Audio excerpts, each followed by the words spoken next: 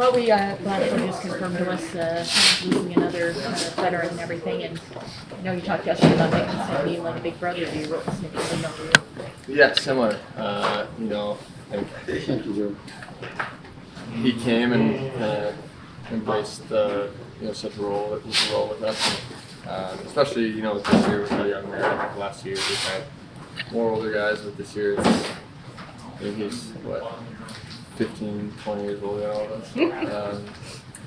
Yeah, just someone that meant so much to the group, and obviously I agree super close with him.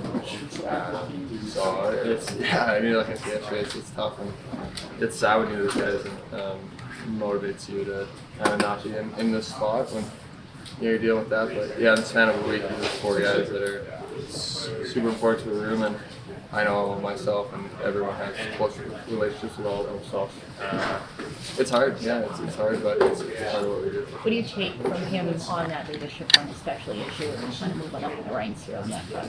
Yeah, I think obviously how he carries himself, but he's someone that's more happy for everyone else than he is for himself, and I think that's infectious, and I think our whole room's like that. He's a big part of that, and that's kind of how you build a team.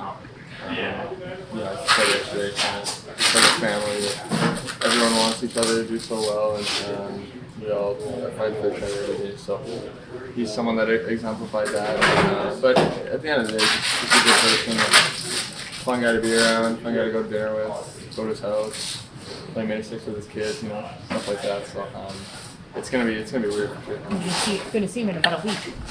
I know I better keep his head up but no, that's gonna be weird for sure. But we're excited for him too. Like he talked about playing with his brother, and obviously that's a good team in Minnesota. But like I don't have a brother, but I know the guys that do, that you grow up, like I said, playing May-6, and then hopefully on the same team, minor hockey.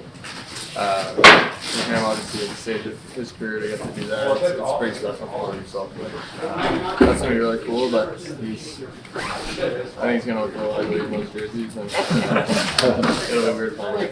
Like you said, Tyler DeSouza can be captain as well. Just what have you seen from both of you this season and that? Yeah, I think the way he plays shows that the way he competes and battles out. He's one of the best I've ever seen, and he's someone that kind of never gives up on a play. So you just watch him and you want to do similar things. So I think that's a big part of what he does. And obviously he's been so good for us, one of the best players. So it's one of my secrets. You said that wearing a letter doesn't change anything about you as a person, but especially with Nick gone, like, are you going to try to, be a little bit more of a leader while still being genuine to yourself the rest of the way? I think my genuine self is a leader, so I'm not really, like I said, going to change. It would be weird if I just started giving speeches and stuff, that's not who I am, especially at this stage of my life. Maybe, obviously, you get more vocal as you go on, but I'm not like a mute or anything, I'll talk, but I think he obviously was the biggest role of that, and he's probably the loudest voice in our room, so it's just an opportunity for everyone to grow. And I think it's just a collective of the 20 plus guys that we have that are going to fill the voids that we've lost.